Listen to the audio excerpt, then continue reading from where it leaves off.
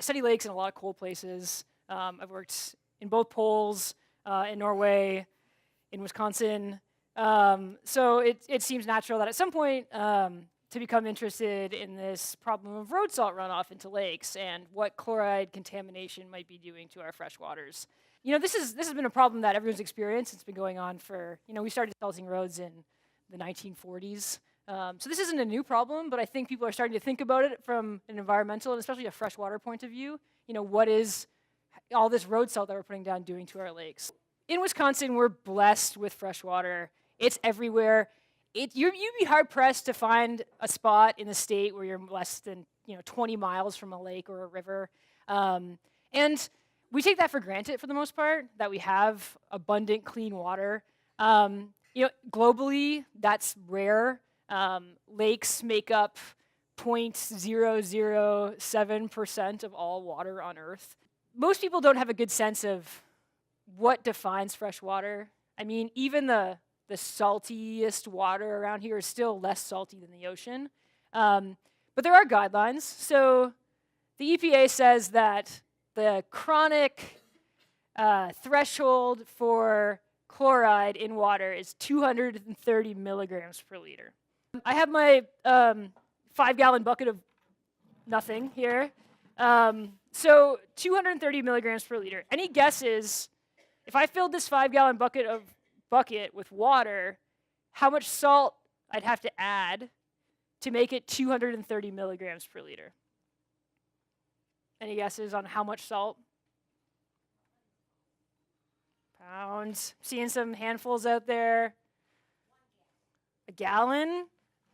So to make this 5-gallon bucket of water 230 milligrams per liter, which is the threshold for sort of chronic salinity problems, it's 1 teaspoon of salt. Very little salt will pollute a lot of water. And when you're thinking about road salt, you're not measuring road salt in teaspoons, you're measuring road salt in gallon buckets. And so that's why this has become a problem. We use tons of road salt every year. It's damaging to the environment, it's damaging to infrastructure, the billions of dollars that we spend repairing roads and bridges because of corrosion. The background concentrations for lakes and rivers up here should be, a couple milligrams per liter. And we've seen lakes increase, 50, 100 times that concentration. It's basically a problem everywhere from Minnesota to Maine. You just take this whole stretch to the Midwest and the Northeast, and it's happening everywhere. And we looked at lakes in Europe, and take a country like Sweden. It's got a lot of lakes. It's got a lot of snow. They have no chloride problems. And it just comes down to the fact that they don't really use road salt. They plow the roads. They drive slowly. They don't assume any liability when it comes to slipping and falling. They kind of just assume that's part of winter. The good news is that the chloride concentrations aren't at the point where it's killing off the entire ecosystem yet. But there are problems.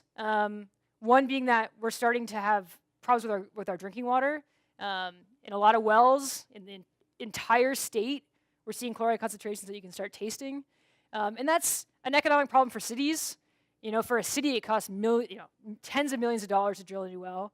It's a problem for private citizens to have to drill their well deeper, especially when they're not the ones putting chloride on their lot. They just happen to be beside a major highway.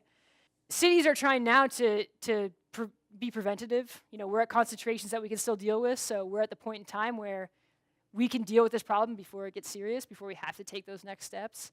And one of the ways we're dealing with that is just we need to use less road salt.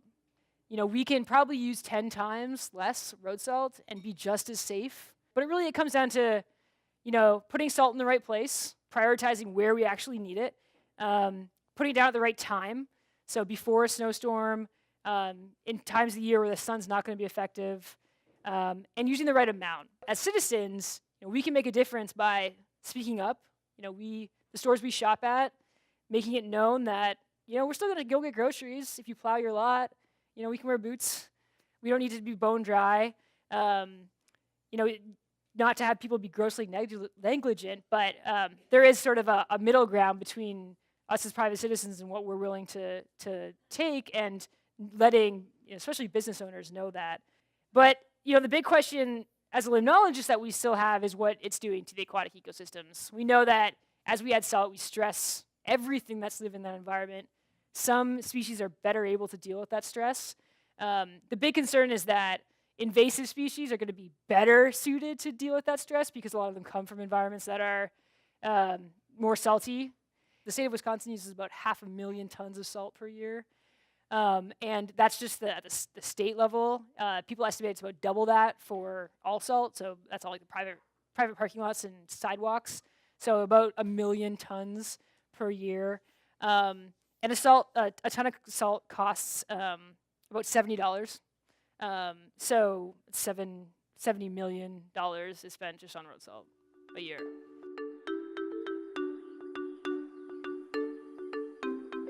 What are alternative treatments that will still melt the ice or keep us safe on the roads? The thing about salt is it's super effective and it's really cheap. So I say it's $70 a ton, or sorry, $70 a ton, but that's still 10 times cheaper than your next best alternative. So what people are mostly moving towards is instead of using rock salt, it's using brine. So they mix rock salt with water in big tanks and spread it as liquid. And what that enables to do is, one, it actually uses less salt because a lot of that brine is water. The rock salt doesn't hit the road and bounce off. It actually sticks to the road. And so they're able to use a lot less. So there aren't great alternatives to effectively melting. It's just better technology and ways of putting down. If salt water is defined as 230 milligrams per liter, how much is in Lake Mendota? How much is in that lake out there? Yeah. How much is in our groundwater here? So none of the lakes that I've looked at in Wisconsin are above 230 milligrams per liter. Mendota is 50. Lake Wingrat in the city of Madison is 100. Most lakes up here are still below 10. They should be well below 1. Sparkling Lake is 12, I think. Trout Lake is 2 or 3 milligrams per liter. Groundwater, the article that was on the Hoagie's Doggies stand was 900 milligrams per liter in their groundwater well. So well above those thresholds. The highest well in Madison is 135. So below 230, but getting up there. And that's a well that serves a lot of people. It's a big industrial well. Do you know the change in chloride levels in the Great Lakes over the last 50 years? It's amazing. As big as the Great Lakes are, they have had changing chloride. Lake Superior's gone up a couple milligrams per liter. Lake Erie, I think, more like 30 to 40. But what was really interesting in the Great Lakes, especially in Lake Michigan, Erie, and Ontario, was that there was a huge decrease in chloride after the Clean Water Act in the 1980s. So they were all increasing, and then 1980, the Clean Water Act came around, and they dropped like half of what they were. And then they've kind of been increasing slowly again. But the reason why is there's a ton of industrial brines, especially from the Indiana contaminant pool that kind of comes out of Gary, Indiana, into Lake Michigan. And when they tried to clean those rivers up, they had less industrial runoff, and so they were able to decrease the chloride. It was pretty dramatic what the effect the Clean Water Act had on chloride in the Great Lakes. And that had an effect downstream. There's lots of industries all around Lake Erie and Lake Ontario. And then since then, it has been sort of slowly increasing again from, most people think, primarily road salt.